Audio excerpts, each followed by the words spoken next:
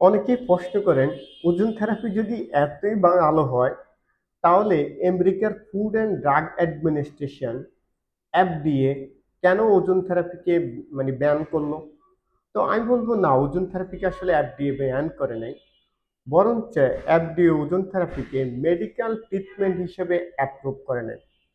এখন আসলে সেটা কেন আনা হলো?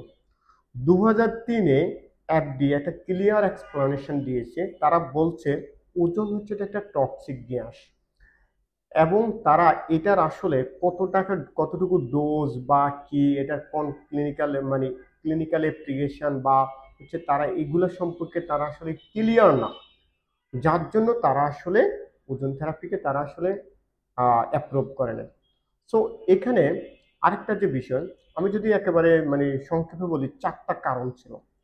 একটা কারণ হচ্ছে ওজন থেরাপিটা কিন্তু হাই ডোজ কিন্তু অনেক টক্সিক।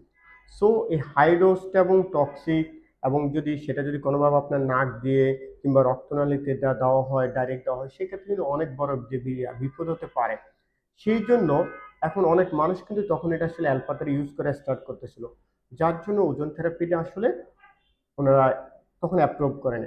এরপর আরেকটা বড় কারণ সেটা হচ্ছে যে আসলে ওজন থেরাপির পর্যাপ্তভাবে যে রিসার্চ আরসিটি র্যান্ডমাইজ কন্ট্রোল থাকার কথা ছিল, তখন আসলে অত আরসিটি আসলে যে ছিল না।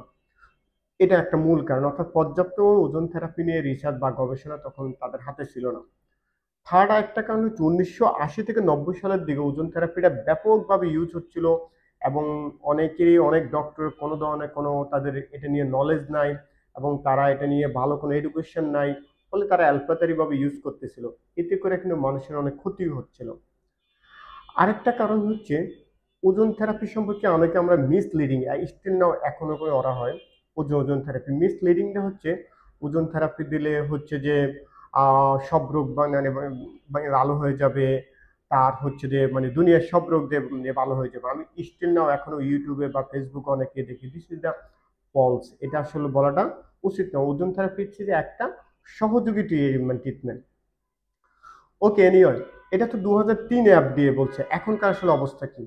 এখনকার অবস্থা টোটালি ডিফারেন্ট। ওজন থেরাপি নিয়ে অনেক রিসার্চ হয়েছে, অনেক গবেষণা হয়েছে, সব জায়গায় বলছে ওজন থেরাপি একটা সেফ ট্রিটমেন্ট।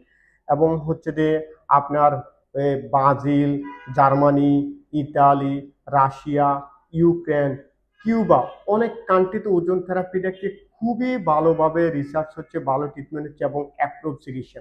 এবং ওজন থেরাপির মাধ্যমে মানুষের অনেক অনেক উপকার হচ্ছে। সো তখনকার সিনারিওটা আর এখনকার সিনারিওটা